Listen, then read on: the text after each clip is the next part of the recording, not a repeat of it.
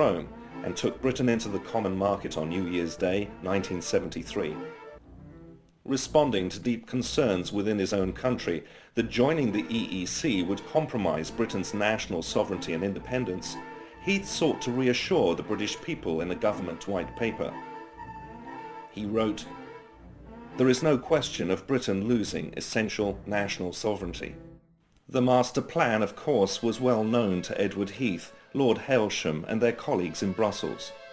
It was the eventual creation of a new European superstate out of 25 existing nations in Europe and Scandinavia, and Britain was going to be part of it. From 1973 onwards, the slow but consistent transfer of power from Westminster to Brussels through successive treaties our own politicians signed became known as the acquis communautaire. It was nicknamed the Ratchet, for once powers had been given to Brussels by the member state, they could never be returned. Initially I thought, like everybody else, that we had joined a common market, and what could be nicer and more friendly and sensible and economically wise to do. But since then, in 1975, when we had the vote to remain in that, so we were told, it's become one or two things further than just a common market. It then became, a few years later, a European Economic Community, then a European Community.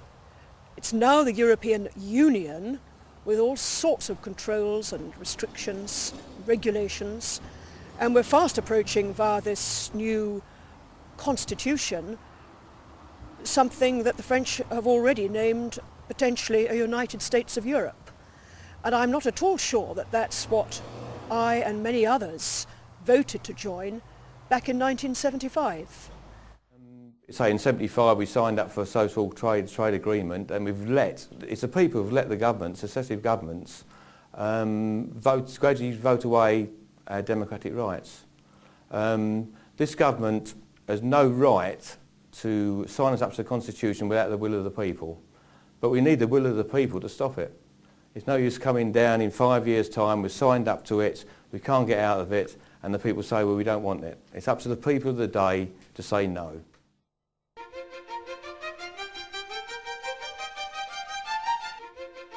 This is the Strasbourg Parliament. It was built in 1999 at a cost of £300 million. It is open for only 4 days every month. What happens at the end of that 4 days is we load our offices into tin boxes, and then lorries arrive downstairs and drive the whole lot nearly 300 miles up to Brussels, where the boxes are unpacked for the next 3 weeks when we're supposed to be there, and then it's all brought back again. This whole process of shifting the administration and the staff from one home to another is costing the European taxpayer over €100 million a year. It is the biggest scam in human history. We're not talking about billions of pounds, we're talking about trillions of pounds.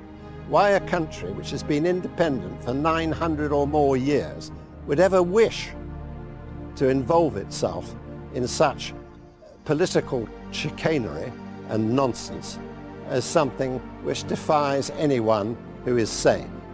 And only now have we got just about 14 or 15 months before they rivet on us a pan-European constitution which would be superior to our own splendid constitution, one which is the pride of the world and pioneered the way for sensible living. And here we are giving it all away. The political aim is to develop the framework for a real European Union constitution, and in my opinion this means building up a European federal state.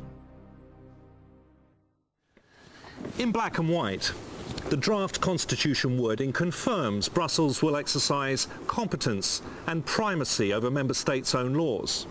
For the British, this will mean being stripped of any remaining independence, losing control over our foreign policy and armed forces, the handing over of our legal system and law enforcement to the European Union, the scrapping of the pound sterling to be replaced by the euro, the handing over of our remaining currency and gold reserves to the European Central Bank, and the total regulation of British domestic and international trade by the European Union.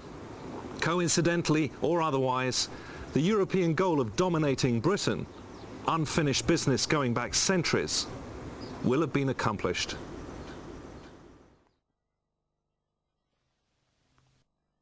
Most have already noticed that the job of running Britain is increasingly being carried out in Brussels not by British politicians, but by unaccountable foreign committees most in this country have never even heard of, let alone voted into power. These unelected, inscrutable forums dictate what citizens across the Eurozone can and can't do, down to the last detail. Henceforth, Britain is to be ruled from the new Europe, by the new Europe, and for the benefit of the new Europe. The powers driving this new superstate have always been, indeed as they are today, France and Germany.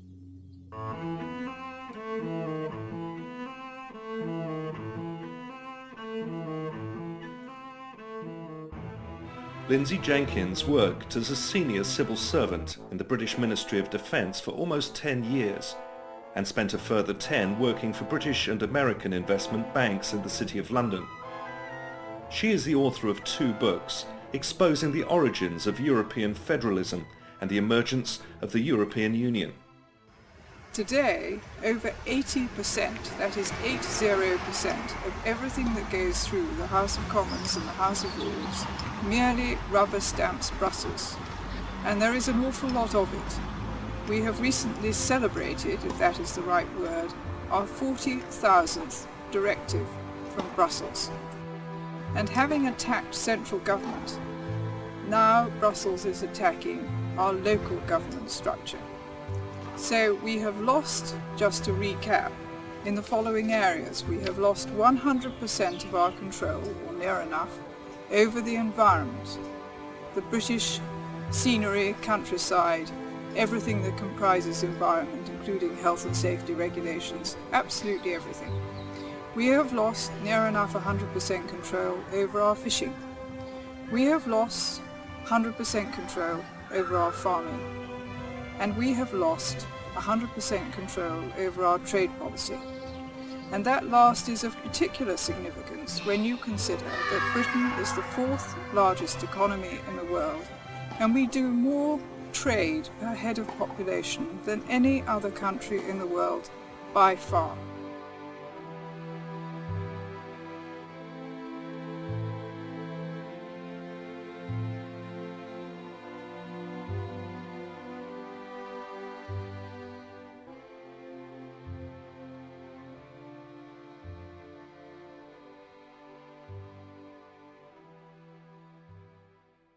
For many in this country, the first experience they have had with the European Union, apart from VAT, came when they tried to protest new legislation introduced to limit the amount and availability of vitamins, herbs and alternative remedies people will be able to purchase and use in the future.